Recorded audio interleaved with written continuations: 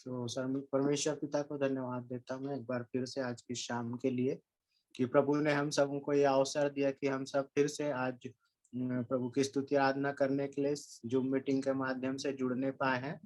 और आइए हम लोग वचन में जाने से पहले प्रार्थना करेंगे। धन्यवाद देते हैं परमेश्वर पिता एक बार फिर से सारी आशीषों के लिए जो आपने हमें दिया प्रभु जी। यह अवसर दिया कि हम फिर से आपको धन्यवाद दे रहे पाते पिता। हम जो कुछ भी तेरे वचन से सीखते हैं उसे सीखने में तुम्हारी सहायता और मदद कर पिता परमेश्वर, और अपनी आशीष और अनुग्रह से तू हम सबों को भर प्रभु जी। सारा आदर महिमा हम तुझे देते पिता परमेश्वर, और विनती उद्धार करता प्रभु यीशु मसीह के नाम से मांगते हैं, आमीन।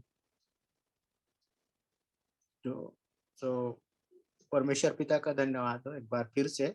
हम लोग बीते समयों में प्रार्थना के विषय में सीखा और बहुत सारी बातों को हमने सीखा था प्रार्थना के विषय में। तो कुछ बातों को मैं रखना चाहता हूँ। और सबसे पहली बात ये कि परमेश्वर पिता जो है, प्रार्थना जो है वो एक माध्यम है परमेश्वर से बातें करने की। और हम देखते हैं अगर वचन में तो शुरुआत से ही तो सबसे पहला क्या होता था कि जब हम उत्पत्ति के किताब में देखें तो वहां पर तीसरा अध्याय उसका 8 वचन को हम देखेंगे। उत्पत्ति की किताब उसका तीसरा अध्याय 8 वचन।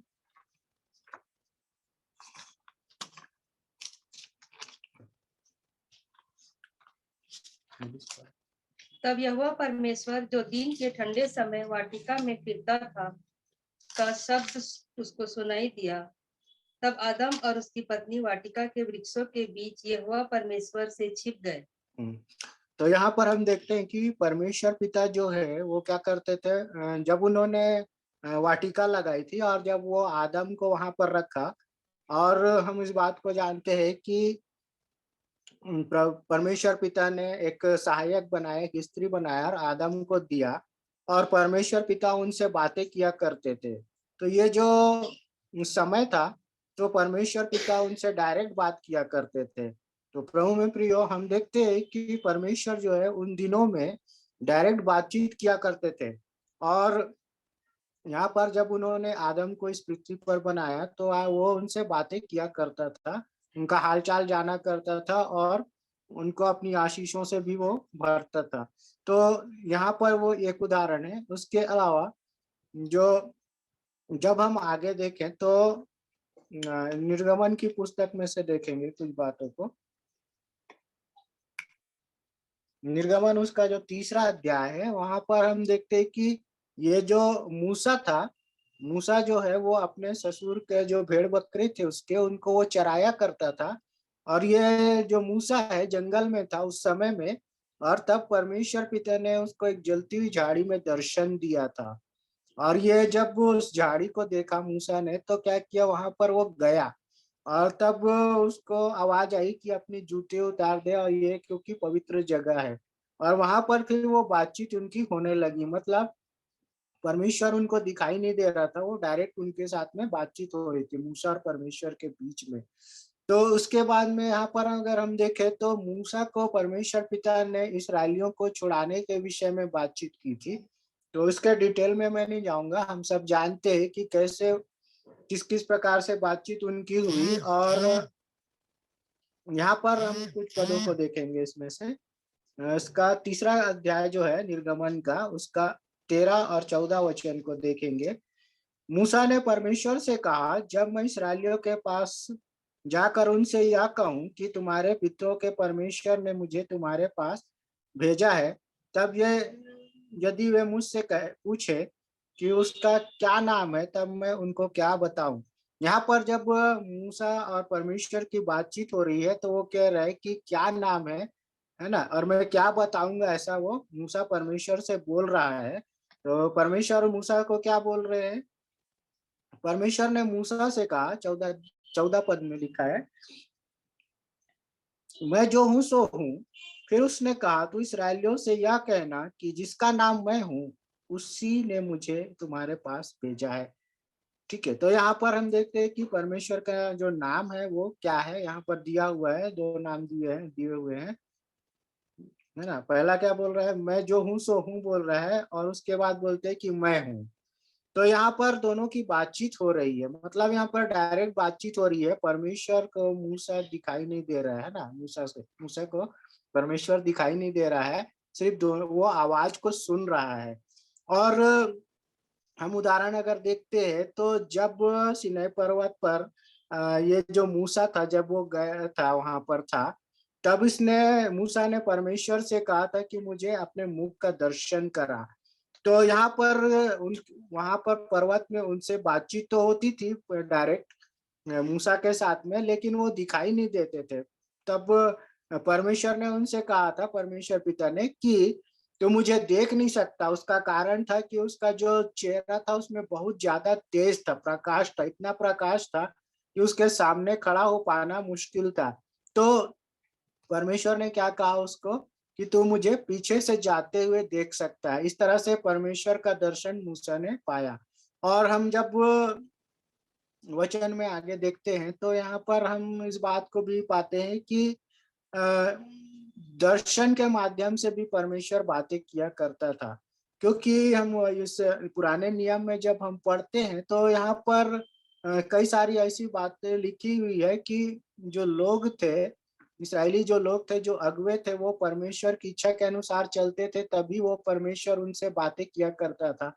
और जब वो इस उनकी इच्छा के अनुसार नहीं चलते थे तो वो दर्शन के माध्यम से बातें किया करता था। उनको आने वाले समय में क्या-क्या होने वाला है वो उन बातों को बता देते थे। तो यहाँ पर हम जैसे शाऊल नबी किताब में अगर हम पढ़ें तो वहाँ पर शाऊल के लिए हन्ना ने, जो उसकी माँ थी, उसने बहुत प्रार्थना करी विश्वास के साथ में, और तब उसने शाऊल बालक को पाया था। हम जानते हैं इस घटना को। तो यहाँ पर आप देखिए कि जब ये शाऊल बालक को मंदिर में समर्पण के लिए लेकर के गई, और वहां पर क्योंकि उसने वाचा बांधा था हन्ना ने, अगर मुझे एक बालक देगा परमेश्वर तो मैं उसको तेरे काम के लिए दे दूंगी, और उसने उसको पूरा किया। और वहां पर आप देखिए कि जब ये बालक ही था शाऊल, तब वहां पर क्या होता है कि परमेश्वर उनको पुकारता है, और जब वो आवाज सुनते हैं तो क्या करता है, वो उठ करके एली याजक के पास जाता है और पूछता है कि क्या तुमने मुझे बुलाया। और ऐसे ही होते रहता है, और तब एली याजक को समझ में आता है कि परमेश्वर ने उसको पुकारा है। तो यहाँ पर लिखा हुआ है इसमें कि उन दिनों में परमेश्वर का दर्शन दुर्लभ था। और आगे जब हम पढ़ेंगे उसमें तो हम देखते हैं कि पुराने नियम की किताबों में लिखे कि जो लोग परमेश्वर के वचन के अनुसार चलते थे उनसे ही परमेश्वर बातें किया करता था। अगर आप शाऊल का देखें यहाँ पर, तो शाऊल जो था वो, उससे भी परमेश्वर ने बातें किया, उसको चुना था। वो भी एक अभिषिक्त जन था। और जब हम देखते हैं तो शाऊल जो है वो अपने कामों के वजह से परमेश्वर का आत्मा उसके ऊपर से उठ गया था, वो बातचीत नहीं करता था उनसे। और इस तरह से जो है कि प्रार्थना एक माध्यम है परमेश्वर से बातें करने के लिए। और यहाँ पर देखिए कैसे हम जब प्रार्थना करते हैं तो परमेश्वर जो है, परमेश्वर पिता हमारी प्रार्थनाओं को सुनता है। और जैसे अगर हम नए नियम में उदाहरण अगर देखें तो जब प्रभु यीशु मसीह से चेलों के साथ में बातचीत कर रहे थे, तब उनसे उन्होंने कहा, वो चेलों ने कहा कि हमको क्या कर प्रार्थना करना सिखा। अगर हम यूहन्ना रचित सुसमाचार उसका 6वां अध्याय उसके 9वें वचन में से देखें तो वहां पर प्रभु की प्रार्थना दी हुई है, तो वहां पर उन्होंने उनको प्रार्थना करना सिखाया।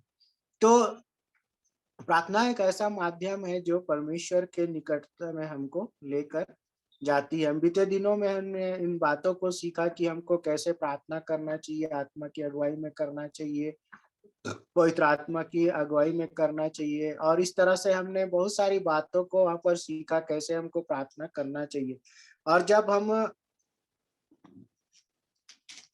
वचन में से पढ़ते हैं यिर्मयाह नबी किताब उसका जो 33 अध्याय है, और वहां पर लिखा हुआ है 33 के 3 में, मुझसे प्रार्थना कर और मैं तेरी सुनकर तुझे बड़ी बड़ी और कठिन बातें बताऊंगा जिन्हें तू अभी नहीं समझता।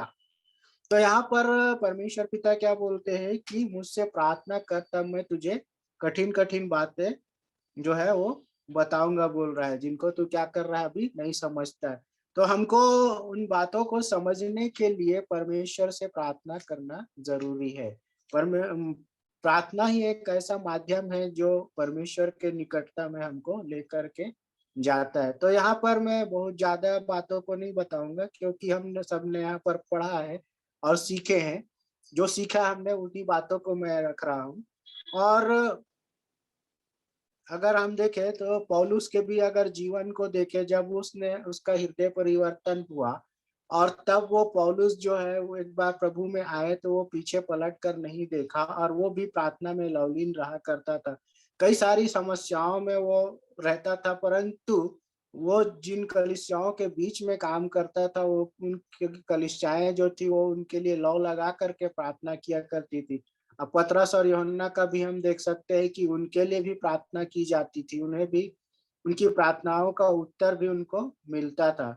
तो जब हम प्रभु से प्रार्थना करते हैं और मांगते हैं, तो प्रभु हम सबों को क्या करता है, वो देता है। तो प्रार्थना ही एक ऐसा माध्यम है जिसके माध्यम से हम परमेश्वर पिता से बातचीत कर सकते हैं, प्रभु यीशु मसीह के नाम से। और जब हम प्रभु यीशु मसीह के नाम से पिता से कुछ मांगते हैं, तो वो क्या करता है, वो हमें देता है। सो एक बार फिर से मैं परमेश्वर पिता को धन्यवाद देता हूँ आज की वचनों के लिए। और आप लोगों ने जो कुछ भी उसमें से प्रार्थना के माध्यम से सीखा, मैंने उन्हीं बातों को आप लोगों के बीच में रखा कि कैसे परमेश्वर जो है डायरेक्ट बातें करता था, दर्शन के माध्यम से बातें करता था। और ये जो बातें हैं कि हम किस प्रकार से परमेश्वर से प्रार्थना करते हैं, सारी बातों को हमने सीखा है। सो परमेश्वर पिता का धन्यवाद हो, आप सबों को भी धन्यवाद।